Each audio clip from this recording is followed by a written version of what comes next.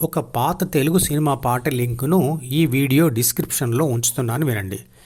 ఈ పాటలో సినీ కవి అంటాడు, అడుగడుగున గుడి ఉంది, అందరిలో గుడి ఉంది, ఆ గుడిలో దీపం ఉంది, అదియే దైవం. దేవుడు అంటే శక్తి, మరియు గుడి అంటే శక్తి ఉండే స్థానం లేదా పదార్థం. ఆధునిక విజ్ఞాన శాస్త్రం చెబుతుంది శక్తి కనిపించే పదార్థంలోనే కాదు, శూన్యంలో కూడా ఉంటుంది అని. ఉదాహరణకు, సూర్యుడి ఆకర్షణ శక్తి వల్లే భూమి సూర్యుడి చుట్టూ తిరుగుతుంది. భూమికి సూర్యుడికి మధ్య ఉండే శూన్యం గుండా ఆ ఆకర్షణ శక్తి ప్రభావం ఉంటుంది. అందరిలో అంటే మనిషిలో దేవుడు లేదా ప్రాణశక్తి లేదా ఆత్మశక్తి అంటే అసలైన నేను ఉండే స్థానం ఏది. మనిషిలోని ప్రతి జీవకణంలో ఏటీపీ అంటే అడినోసైన్ ట్రైఫాస్ఫేట్ అనే రసాయన పదార్థంలో ఆ శక్తి దాగి ఉంది. బ్యాటరీలో విద్యుత్ శక్తి దాగి ఉన్నట్లుగా అది ఉంది.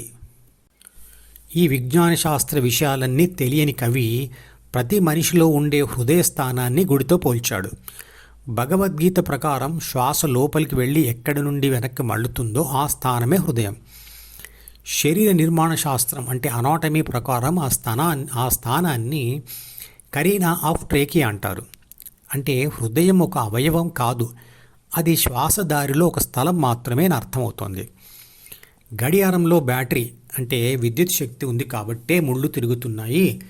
అలాగే దేవుడనే ఒక శక్తి లోన ఉంది కాబట్టే ప్రతి మనిషి కదులుతూ అన్ని పనులు చేస్తున్నాడు అనే సింపుల్ సైన్స్ లాజిక్తో అందరూ ఈ మాట అనవచ్చు. కానీ బయట గాలిలో, నీళ్లల్లో, కదలని రాళ్లల్లో, చివరికి శూన్యంలో కూడా శక్తి ఉంది అని ఎలా నమ్మడం? అవి కదలడం లేదు కదా. ఒక ఉదాహరణ, ఒక అద్దాన్ని నేల మీద పెట్టి దాని మీద ఒక కిలో రాయిని నెమ్మదిగా పెట్టండి, అద్దం పగలదు. అదే రాయిని ఎత్తు మీదకి తీసుకెళ్ళి అక్కడి నుండి అద్దం మీద పడేట్టుగా జారవిడివ్వండి.